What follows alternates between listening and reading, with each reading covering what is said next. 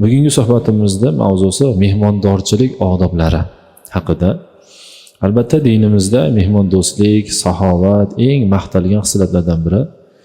O'z uyida yaqinlari, qo'shnilari, yo'ri do'stlari yoki shulardan boshqa biror kishiga ziyofat bermaydigan inson bo'lmasa kerak menimcha.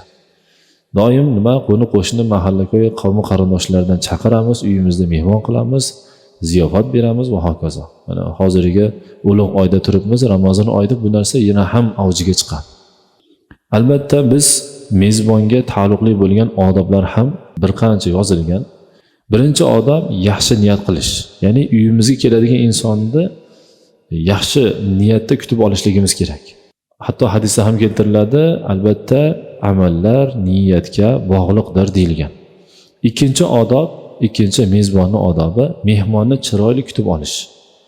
Ya'ni uyimizga kelayotgan insonni chiroyli bir tabassum bilan ko'nglini ko'targan holatda kutib olishligimiz kerak bo'lar ekan. Uchinchi mezbonni odobi mehmonni munosib o'ringa o'tkazish.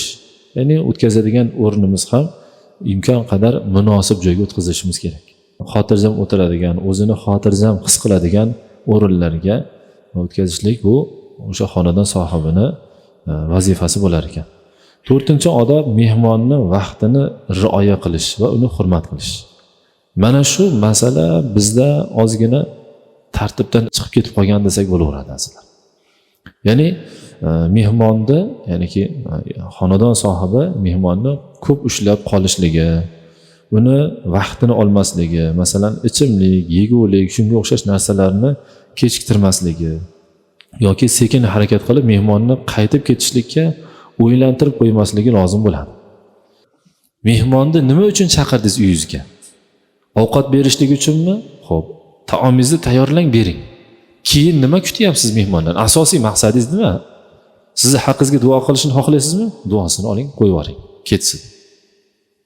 Ishi bor, yumushi bor, unga ota-onasi, oilasi qarab turgandir, bemor onasi bordir balkim, yoki chaqalog'i bordir balkim va hokazoda. Ushlab turmaslik kerak. Agar ahli ilm bo'ladigan bo'lsa, to'q qorin ustiga yemayman, qornim to'q desa ham, domla endi ovqatga joy beradi deb qaytdagi yo'q bahonalarni bir maqola to'qib tashlashadi-da. Ahli ilm ustidan kulish bo'ladi ba'zilar. Sizni ko'nglingizni olaman deb, sizga va'da bergani uchun shu va'dasini ustidan chiqib keladi-yu, biz uni ustidan kulamiz-da. Sizga o'xshagan bir insonni uyiga borib, xizmatini qilib, Qur'onni o'qib, haqqiga duo qilib kelyapti. Yo'q, hazillashib gapiramiz-ku, lekin ahli ilmga bunaqa hazil qilib bo'lmaydi azizlar. Kechagi kungi suhbatimiz ham aynan shunga taalluqli bo'ldi. Ahli ilm, ahli Qur'onlarda yakkama-yakka qolganda hazillash mumkin, ko'taradigan darajada. Bitta odam bo'lsa ham sizni eshitib turgan, hatto yaqinlaringiz bo'lsa ham, hatto hamkasbingiz bo'lsa ham, uni oldida behurmat qilib bo'lmaydi, ustidan kulib bo'lmaydi.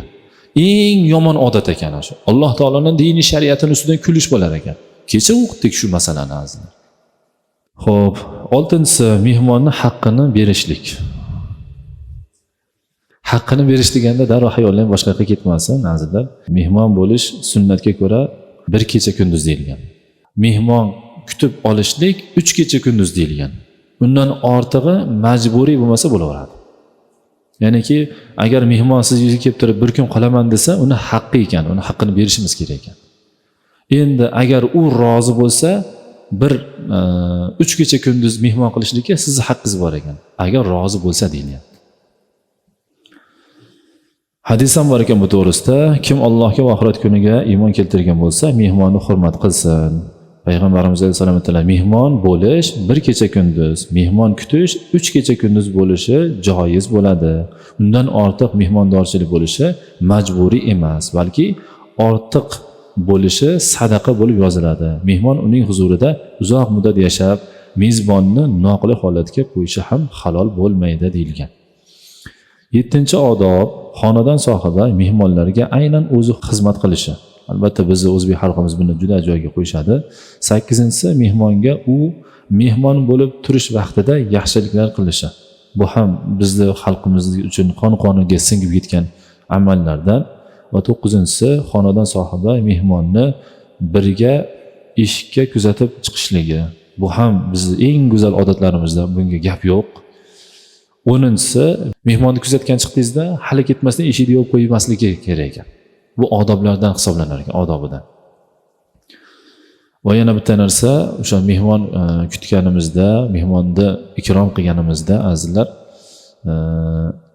majburiyatlarni bo'yniga yuklamaslik kerak.